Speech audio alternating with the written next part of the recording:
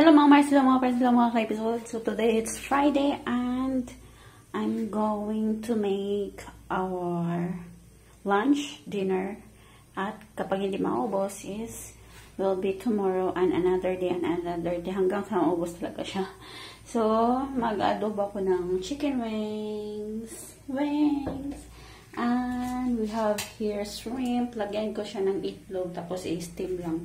It's just like that, very easy. And we have here buto-buto ng karning baboy. So this was last month, so I need to cook it now before everything else happen.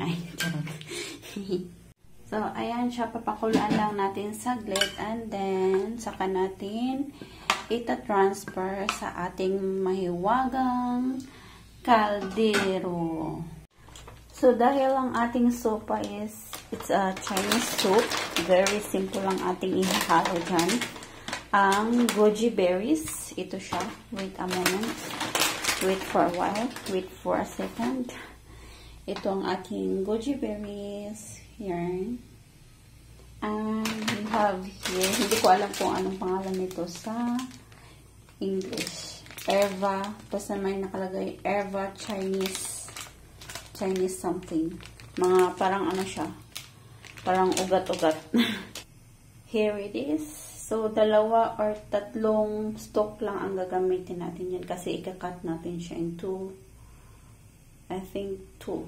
So, ikakat natin 2. And what else? This one. Ano siya? Dry dates? Dried dates?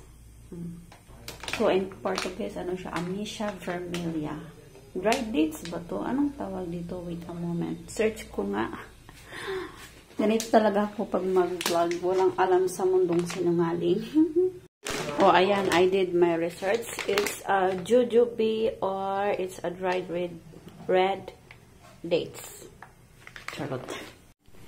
So, ayan. Time check. 1:00 na.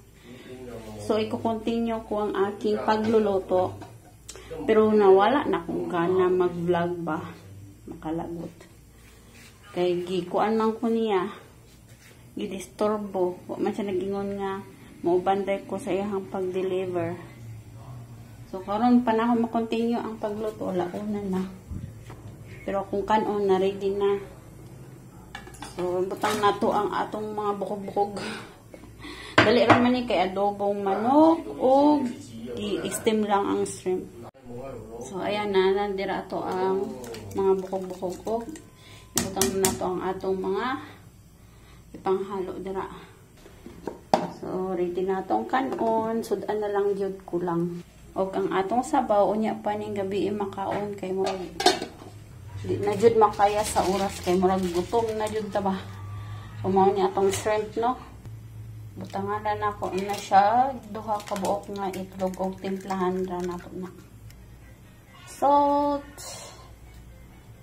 Secret ingredients ng mga inchik.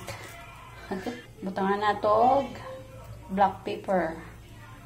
Small amount of oil. Small amount of soy sauce. Paubos na, wala na. Ganyan lang siya. And then, takpan lang natin yan.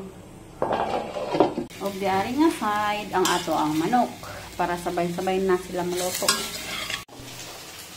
Wow! Ito na yung shrimp natin. Tapos ang ating chicken.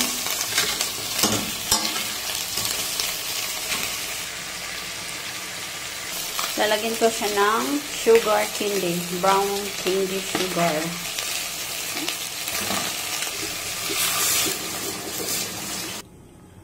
Salt, oyster sauce, soy sauce, black soy sauce, and cover.